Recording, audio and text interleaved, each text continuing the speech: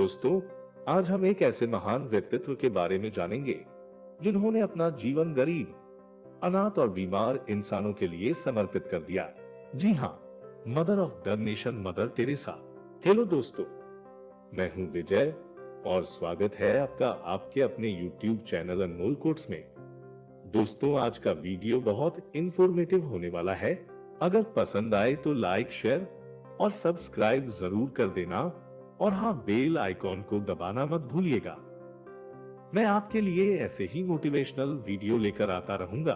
तो चलो करते हैं स्टार्ट। मदर टेरेसा का जन्म 26 अगस्त 1910 को स्कोप्जे, मैसेडोनिया में एग्नेस गोंसाल्वो से हुआ था। उनका परिवार अल्बानियाई मूल का था। माता पिता ने उनका नाम अनजेजे रखा था। 12 वर्ष की आयु में उन्होंने दृढ़ता से भगवान का आह्वान महसूस किया। वह जानती थी कि उन्हें मसीह के प्रेम का प्रसार करने के लिए एक मिशनरी बनना होगा। 18 साल की उम्र में उन्होंने स्कोप्जे में अपने पिता के घर को छोड़ दिया और भारत में मिशन के साथ ननों के एक आयरिश समुदाय लोरेटो की बहनों में शामिल हो गए। डबलिन के कुछ महीनों के प्रशिक्षण के बाद मदर टेरेसा जी को भारत भेजा गया, जहां 24 मई 1931 को उन्होंने नन के रूप में अपनी प्रारंभिक प्रतिज्ञा ली।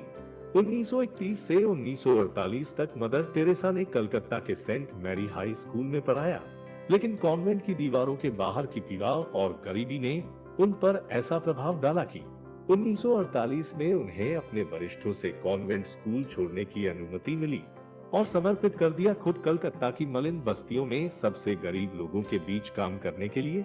हालांकि उनके पास कोई धन नहीं था, वह दिव्य भविष्यवाणियों पर निर्भर थी और झुग्गी के बच्चों के लिए एक ओपन एयर स्कूल शुरू किया। जल्द ही वह स्वैच्छिक सहायकों में शामिल हो गया और वित्तीय सहायता भी आने वाली थी। इससे उनके लिए अपने काम के दायरे को बढ़ाना संभव हो गया। 7 अक्टूबर 1950 को मदर टेरेसा जी ने अपने खुद के आदेश पे जो भगवान से प्राप्त हुआ था, द मिशनरीज ऑफ चैरिटी की स्थापना की, जिसका प्राथमिक कार्य उन लोगों के लिए प्यार करना और उनकी देखभाल करना था जिन्हें देखने के लिए कोई भी तैयार नहीं था। 1965 में पोप पॉल पांच के एक फरमान से सोसाइटी एक अंतर्राष्ट्रीय धार्मिक परिवार बन गई।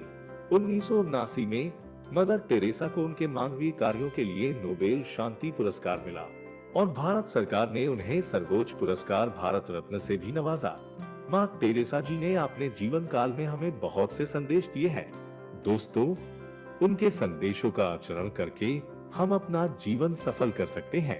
तो दोस्तों, चलिए जानते हैं उनके मौल्यवान विचारों को हम अपने जीवन में प्रयोग करके जीवन को ऊंचाइयों पे कैसे पहुंचा सकते हैं।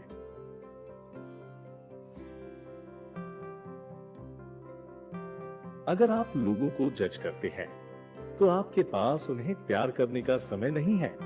हम सभी लोग महान काम नहीं कर सकते, लेकिन हम छोटे काम बड़े प्यार से कर सकते हैं। मुझे पता है कि भगवान ने मुझे कुछ भी नहीं दिया है जो मैं संभाल नहीं सकता। मैं चाहता हूँ कि वह मुझ पर इतना भरोसा न करे। दयालु शब्द छोटे और बोलने में आसान हो सकते हैं, लेकिन उनकी गूंज वास्तव में अंतहीन होती है। हम सफल हो ये भगवान की आवश्यकता नहीं है, उन्हें केवल ये चाहिए कि आप कोशिश करें। मैं उन चीजों को कर सकता हूँ जो आप नहीं कर सकते। आप उन चीजों को कर सकते हैं जो मैं नहीं कर सकता। हम मिलकर महान कार्य कर सकते हैं। छोटी चीजों में वफादार रहें, क्योंकि ये उनमें है जो आपकी ताकत है। मत सोचो कि वास्तविक होने के लिए प्रेम को असाधारण होना चाहिए। हमें बिना थके प्यार करने की जरूरत है। नेताओं की प्रतीक्षा मत करो, इसे अकेले करो, व्यक्ति से व्यक्ति। अच्छे काम प्यार की एक श्रृंखला बनाने वाले लिंक है। मैं एक लिखने वाले भगवान के हाथ में एक छोटी पेंसिल हूँ जो दुनिया को एक प्रेम पत्र भेज रहा है। मैं सफलता के लिए प्रार्थना नहीं करता, मैं ईमानदारी के लिए पूछता हूँ।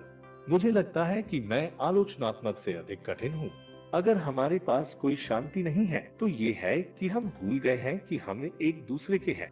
यदि आप 100 लोगों को नहीं खिला सकते हैं तो सिर्फ एक को खिलाएं।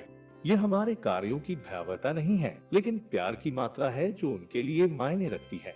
खुशी प्यार का एक जाल है जिसके द्वारा आप आत्माओं को पकड़ सकते हैं। हम हमेशा मुस्कुराहट के साथ एक दूसरे से मिलें, क्योंकि मुस्कान प्यार की शुरुआत है। अकेलापन और अवांछित होने की भावना सबसे भयानक करीबी है। प्यार हर मौसम में एक फल है और हर हाथ की पहुंच के भीतर है।